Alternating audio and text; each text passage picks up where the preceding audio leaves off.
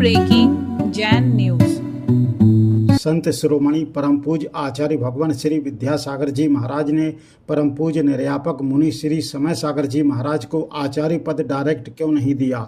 इस संबंध में जिज्ञासाओं का समाधान करते हुए लीजिए सुनिए क्या कहा परम पूज्य मुनि श्री विशाल सागर जी महाराज ने। एक आचार्य पद वास्तव में एक जिम्मेदारी भरा और एक समाज को दिशा निर्देश देने वाला पद है। मुख्य तौर से पंचाचार होते हैं, उन पंचाचार्यों को पालन करते हुए जो स्वयं पालते हैं और अपने दूसरे शिष्य मंडली को पलवाते हैं, संघ को पलवाते हैं, दीक्षा देते हैं, शिक्षा देते हैं, साथ साथ वह प्रायश्चित भी देते हैं। तो उन आचार्य परमेष्ठी का कार्य होता है विशेष तौर से शिक्षा दीक्षा देना और साथ ही वह प्रायश्चित भी देना जिसके कारण वह शुद्ध बन सके। मतलब वह आचार्य परमेष्ठी हमें शुद्ध भी बनाते हैं, हमारे दोषों को दूर करते हैं, हमें ऊपर उठाते हैं, हमें मार्ग दिखाते हैं, हमें ज्ञान कराते, वरना हम मार्ग ही नहीं ढूंढ पाते। आज हम देखते हैं आचार्य परमेष्ठियों की ही एक मान अनुकंपा थी, जिनकी अनुकंपा से आज इतना शास्त्र का जो भंडार हमें मिलता है, शास्त्र का जो ज्ञान मिलता है, वो उन आचार्य परमेष्ठी की लेखनी से निकला हुआ ही वह श्रुत आज हमारे सामने उपस्थित होता है। तो उन आचार्य परमेष्ठियों में एक महान उनका व्यक्तित्व, उनकी महानताएं, उनका त्याग, क्योंकि वो 36 मूल गुण के पालक होते हैं। विशेष तौर से वो 12 तप, 10 धर्म, पंचाचार, 3 गुप्ती, इस प्रकार से वो 36 मूल गुणों का विशेष पालन वह करते हैं। तो 36 मूल गुणों का पालन करते हुए जिनका विशेष थे, और मूल गुण 28 तो रहते, ये भी एक बयान रखना, ऐसा नहीं कि सिर्फ 36 ही पालते हो। उन 28 मूल गुणों का पालन करते हुए ये 36 उन पे और है विशेष, मतलब इनके विशेष गुण हैं जिनका पालन उन्हें करना ही है। तो ऐसे 36 मूल गुणों का पालन करते हुए जो अपने शिष्य को योग्यता में लाते हैं, उसकी योग्यता देखकर शिक्षा दीक्षित करते हैं, किसी को क्षुल्लक, किसी को एलक, किसी को मुनि पद में लाते हैं, ज्ञान के अनुसार उसे ज्ञान दान देते हैं। तो ये उनके महान उपकार के कारण वो हमारे लिए आचरित इति आचरण, जो आचरण करता है, कराता है, वह आचार्य कहलाता है। तो ये मान के चलिए कि ऐसे महान पद को जो कल प्रतिष्ठित होने वाला है, सबसे पहले तो हमारे गुरु ने, पूज्यवर ने जिस आचार्य पद को गौरवान्वित किया, उसका गौरव रखा। और ये नहीं कि कोई इसकी चाह से मिलता है, ये पद चाहने से नहीं मिलता है, ये तो उसकी योग्यता से मिलता है। और ऐसा भी नहीं होता कि हर किसी को इसको सौंप दिया जाए, क्योंकि इसकी बहुत सारी विवक्षाएं उन्होंने खोली है। जब हम देखते हैं प्राज्ञा प्राप्त समस्त शास्त्र दिया, प्रवक्त लोक स्थिता, प्रातासा प्रतिभा प्रभवान प्रागेव दृष्टोत्तरा, ऐसा उसके बहुत सारे गुण कहे आचार्य परमेष्ठी। वह ऐसा प्रतिभावान होना चाहिए, वह प्राग दृष्टि वाला होना चाहिए, पहले से जो देख ले, वह पहले से वस्तुति को परख ले, शिष्य की योग्यता को, समाज की स्थितियों को, प्रकृति की स्थितियों को जानकर, आने वाले समय को जानकर, इस प्रकार बहुत सारे शास्त्र के बहुत सारे रहस्यों को वो जानता है।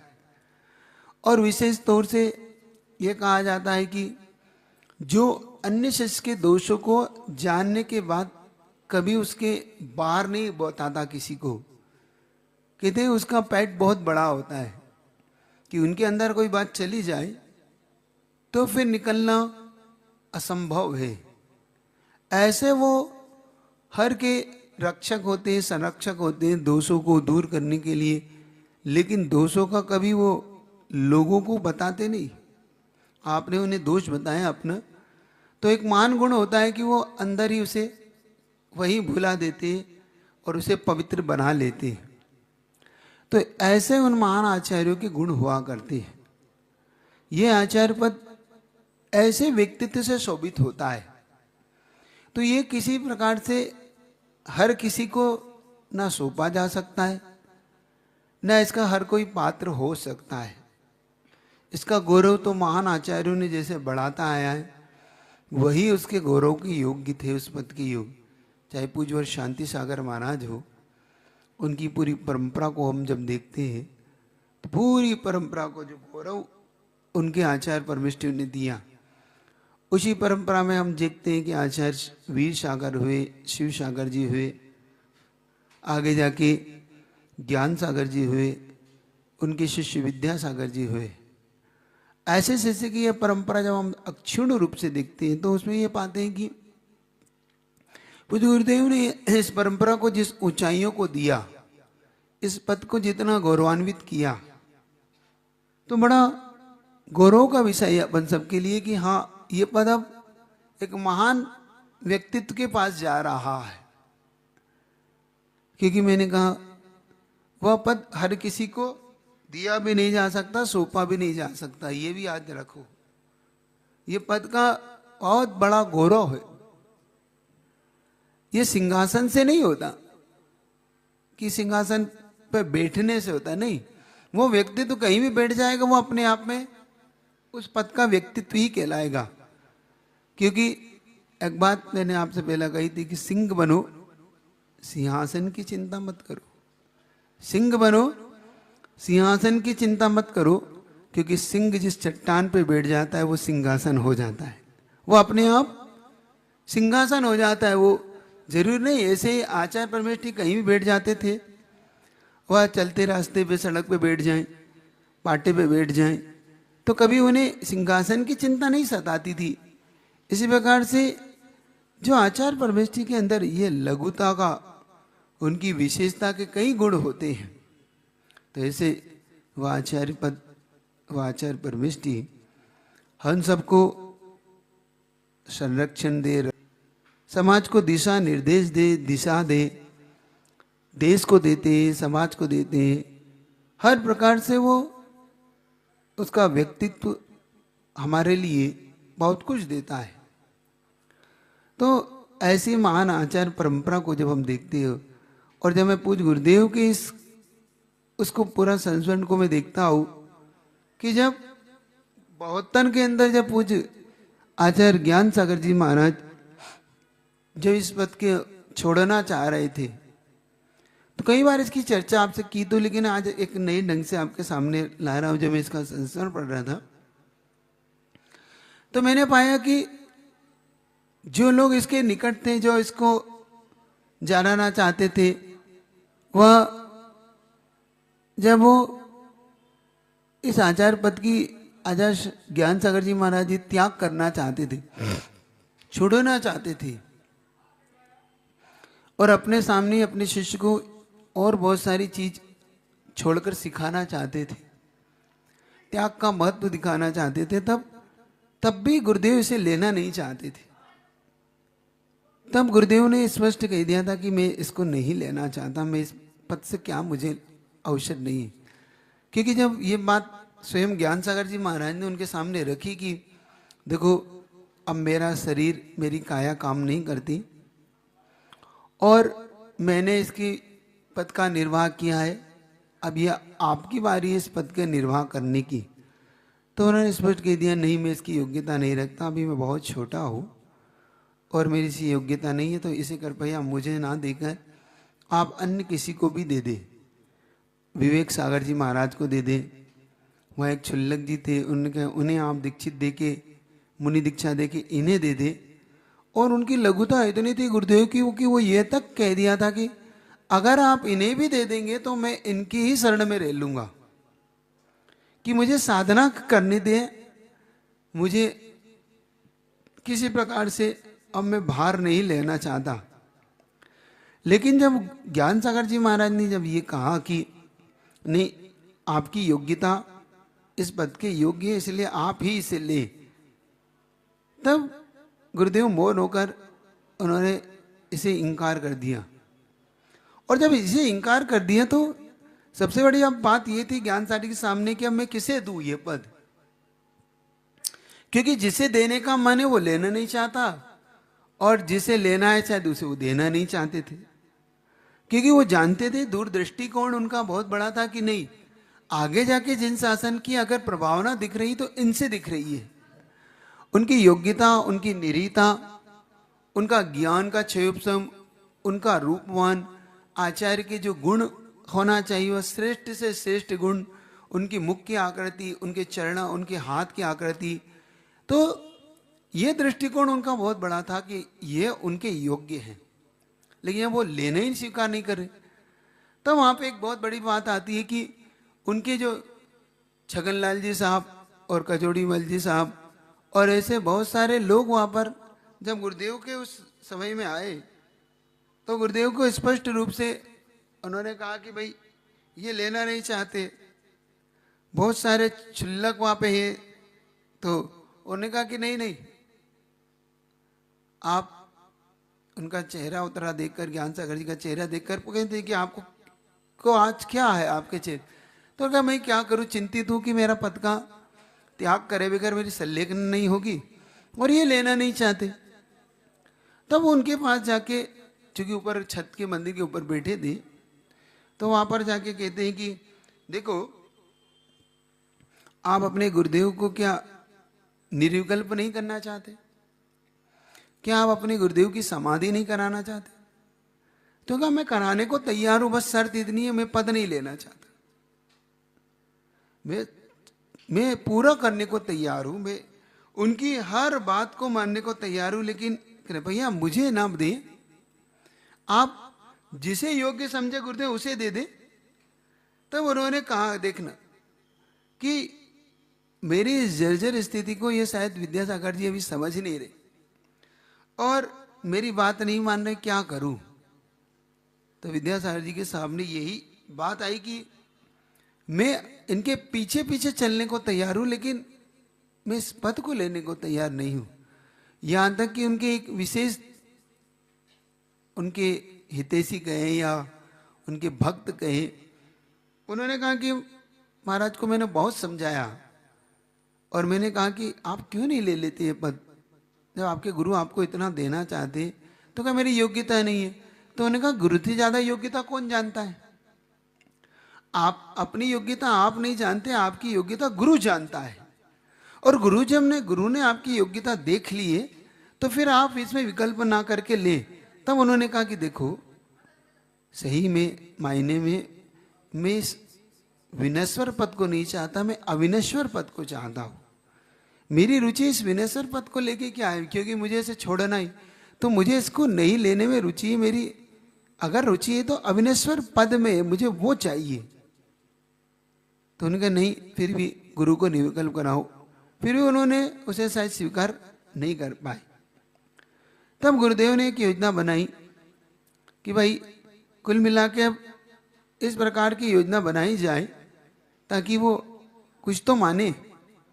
तब दबाव डाल के कि भाई आप इतना कर लें कि आप कुछ ना बोले, वो जैसा कहे वैसा आप करने को तैयार हो जाएं।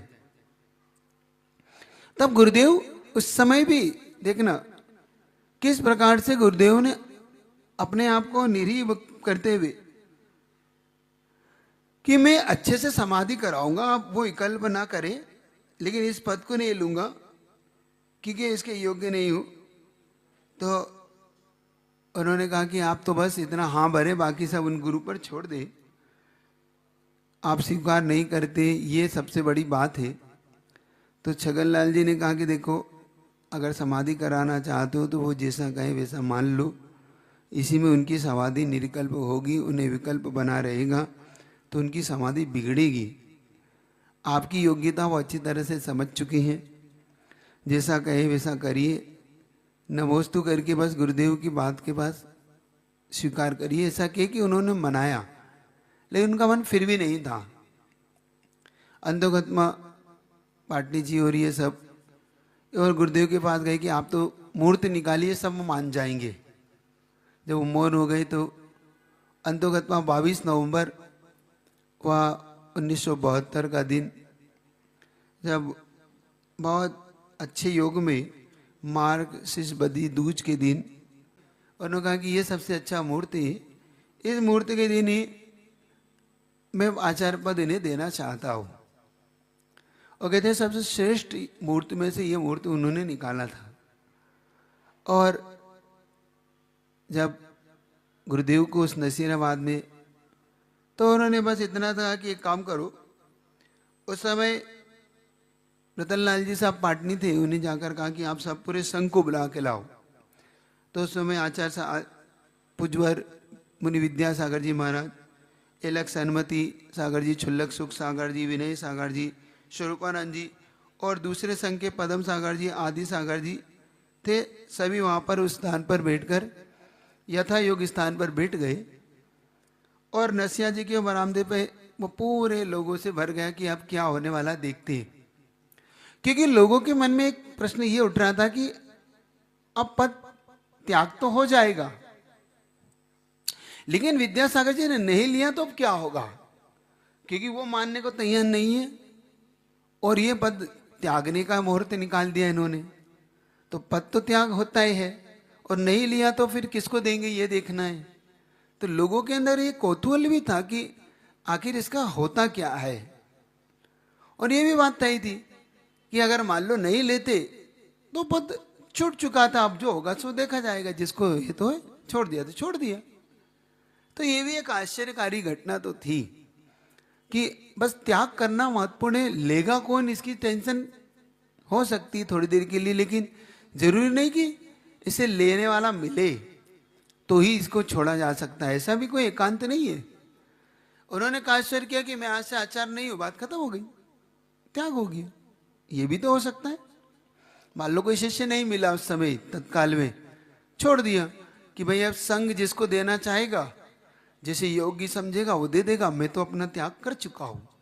ये भी एक व्यवस्था है, क्योंकि आचार्य पद देने की जो जिम्मेदारी होती है आचार्य के साथ साथ ये दो तरीके से दिया जाता है।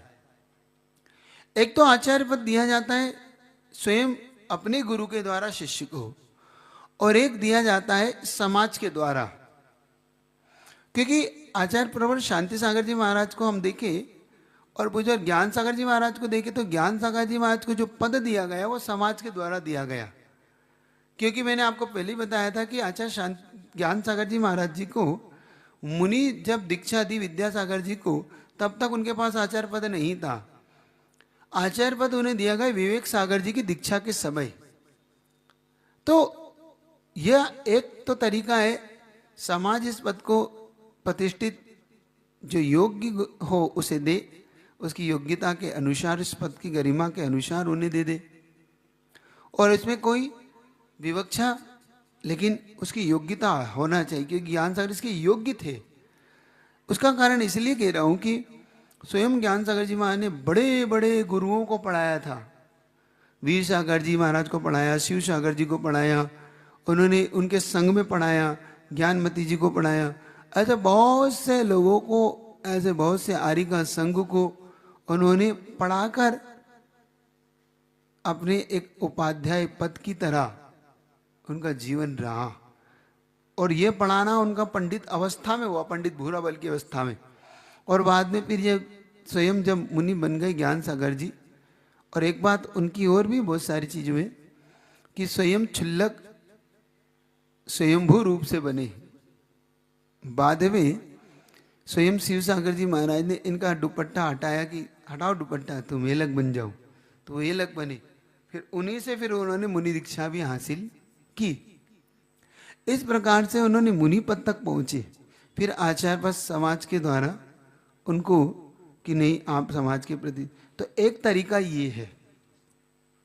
और दूसरा तरीका ये है, जैसे पूज्यवर शांति सागर जी महाराज ने अपने इस योग्य शिष्य के लिए लिखित में सौंप दिया कि ये मुझे मेरे मात ये दे दिया जाए, अथवा पूज्यवर ने जैसे पूज्य योग सागर जी महाराज को संकेत करके कि मेरे मात अगर वह दे दिया जाए और वो इस जिम्मेदारी को संभाले।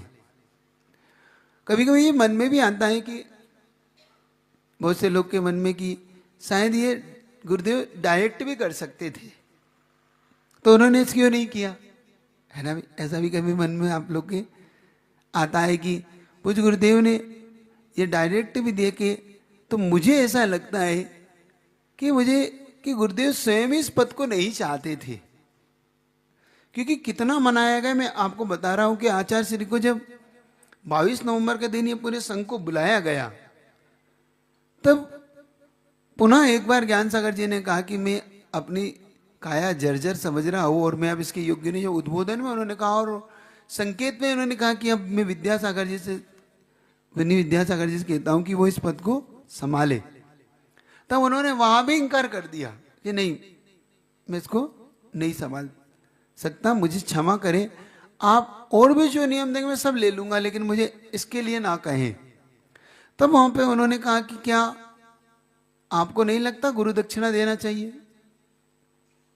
तो उनके आप मांगे क्या चाहिए, बस इसको छोड़ के। तो उन्होंने कहा बस ये कहो कि गुरु आज्ञा ही गुरु दक्षिणा में मुझे चाहिए, कि मैं जो आज्ञा दूंगा वो आपको पालन करना है। तो उन्होंने कहा हाँ, मैं गर्दन हिला के कि हाँ मैं पालता हूँ। तब उन्होंने कहा कि देखो आप उठिए और इस आसन पे आके विराजमान हो जाइए। आचार्य ज्ञान सागर जी के पास एक आचार का आसन रखा हुआ था कि आप इस आसन पे आके विराजमान होइए। कहते विद्यासागर जी भौचक रह गए कि मैं इस आसन पे कैसे बैठूं, बहुत संकोचित होने लगे। चूंकि अब गुरु आज्ञा थी और उन्होंने वचन दिया था कि गुरु दक्षिणा में आपकी गुरु आज्ञा का पालन मैं करूंगा, और गुरु आज्ञा का पालन करूंगा तो फिर मैं उठकर वो बड़े संकोचित भाव से वहां जाकर नीचे गर्दन करके बैठ गए। फिर कुछ बार ने उन पर आचार्य पद के आरोपण संस्कार किए। फिर उन्हें एक नई पीछे सौंपी गई। पुरानी पीछे को यथायोग्य जो भी हुआ, समाज ने बोली इत्यादि की जो पर लिखा कि इस प्रकार से उसे समाज को किसी वर्ग ने वहां पर ली। और फिर एक बात याद रखो, फिर जो हुआ वो शायद हजारों वर्षों का इतिहास बन के सामने आया। फिर हुआ ये कि ज्ञान सागर जी महाराज अपने पद से उतरकर उनके श्री चरणों में बैठ गए, जिसे कभी शिष्य कह रहे थे कुछ पल पहले, अब अगले ही क्षण उसे गुरु कहने लगे कि भो गुरुवर, आप मेरी इस काय के अनुसार मुझे संलेखना प्रदान करें और मुझे आगे क्या मार्गदर्शन करें। नमोस्तु करते हुए जब नमोस्तु करा तो पूरा का पूरा पांडाल तालियों से गंजायमान हो गया और आंखों से आंसू बहने लगे। क्या ऐसा भी मान का खंडन, मान का मर्दन हो सकता है कि जो 85 साल की उम्र में जो उन्होंने किया कि अपने पद को त्याग कर जिसको पढ़ाया लिखाया, बच्चों की तरह पाला पोषा हो, जिसे कन्नड़ भाषी को हिंदी में पढ़ाया, संस्कृत पढ़ाई, उन्होंने प्राकृत पढ़ाई, उन्होंने सिद्धांत पढ़ाया, अध्यात्म पढ़ाया, सारे रहस्य उन्होंने दिए, व्याकरण पढ़ाई। तो ऐसे उसको उनके चरणों में बैठकर जो मान का मर्दन उन्होंने किया उसे, तो वह कहते हैं हजारों वर्ष का इतिहास बन के सामने आया। और उसके बाद ये परंपरा आज चली। तो मैं ऐसा मानता हूं कि जब ऐसे पद को जब गुरुदेव ही नहीं लेना चाहते थे, तो हो सकता है गुरुदेव के मन में ये हो कि शायद मैं अगर डायरेक्ट दूं तो जब मैं ही नहीं लेना चाहता तो हो सकता है ना ले कोई।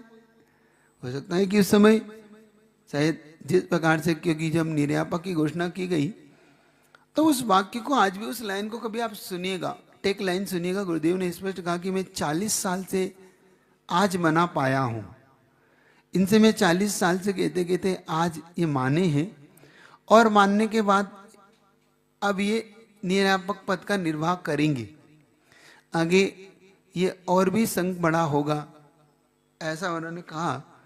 और ये भी तथ्य कि जैसे मैंने आपको कुछ दिन पहले बताया कि 2014 में उन्होंने ये तय तो कर ही दिया था प्रायश्चित ग्रंथ देने के साथ साथ कि आगे पद का अधिकारी कौन होगा। लेकिन वो संकेत है, क्योंकि गुरुदेव धीरे धीरे, उन्होंने कहा था हम धीरे धीरे इन्हें संकेत दे रहे हैं। हर बार ये मना कर रहे हैं, इनकार करते हैं, लेकिन तो हो सकता है कि जब अगर डायरेक्ट अगर आज्ञा हो जाती तो शायद ज्येष्ठ मुनि महाराज शायद वो भी मना कर देते। और शायद इसी मना के चक्कर में गुरुदेव को पता था कि अगर आज्ञा दे के दूंगा तो वह फिर टलेगी नहीं, और यूं कहूंगा तो। और गुरुदेव का एक नेचर रहा कि वो कभी किसी भी के लिए प्रेशर नहीं देना चाहते थे। वो नहीं चाहते थे कि मेरी बात प्रेशर से कोई माने, सहज ही मान जाए। तो ये गुरुदेव का एक नेचर था। तो ये भी इस कारण हो सकता है कि डायरेक्ट गुरुदेव ने ना दे के इस तरीके की ये संयोजना बिठाई हो। तो बहुत सारे आप लोग अंदाजा लगाना कठिन है गुरुदेव की गहराई का। उस गहराई को समझने का पुरुषार्थ करना, ये आचार्य पद जो कल आप देखने जा रहे हो, उसकी प्रतिष्ठा जो आप देखोगे, यह 16 अप्रैल का जो आपका सबका लक्ष्य था कि 16 अप्रैल कब आए, तो लो कल आने वाली है। उसे अच्छी तरह से नजरों में बसाओ, अपने हृदय में बसाओ, क्योंकि सबसे ज़्यादा पुण्यात्मा वो लोग हैं जो इस 16 तारीख की वह प्रातः काल की बेला से लेकर जब वह दोपहर में होने वाला कार्यक्रम अपनी निगाहों में बसाएंगे, देखेंगे, है ना। तो बहुत से लोग डायरेक्ट देखेंगे, बहुत से लोग यहाँ देखेंगे, कुछ लोग वहाँ देखेंगे। और मैं बता रहा हूँ कि वो तो सिर्फ बहुत से लोग तो ऐसे भी होंगे कि वहाँ पर भी, क्योंकि दूरी पंडाल में इतना बड़ा है और चूंकि फिर भी वहाँ पर डायरेक्ट देखने को मिलेगा, लेकिन फिर भी देखना तो उन्हें मोबाइल पे ही पड़ेगा देखना तो उन्हें भी स्क्रीन पे ही पड़ेगा, क्योंकि वो 700 फीट 800 फीट का पंडाल दूरी से देखेगा तो इतना सा दिखेगा। तो ठीक है, कोई बात नहीं, फिर भी वहाँ की वरगणाओं को लेंगे। तो अपन वहाँ से नहीं ले पा तो यहाँ से लेंगे, है ना। तो इस प्रकार से पुरुषार्थ करिएगा। तो कल ऐसे महान उस आचार्य पद की प्रतिष्ठा को देखिएगा। ऐसे महान आत्माएं इसकी योग्यता को रखते हैं। इतना ही रखता हूँ कि इस महान पद की गरिमा हम सब हमेशा बढ़े। कल अपन सब पुरुषार्थ करेंगे कि जिनको आज हम निर्यापक श्रवण कह रहे, कल उन्हें हम आचार्य परमेष्टि कह पाएंगे। ये हम अपने आप को आनंदित होगा कि हम उन्हें कल आचार्य परमेष्टि के रूप में बिल्कुल प्रतिष्ठित देखेंगे।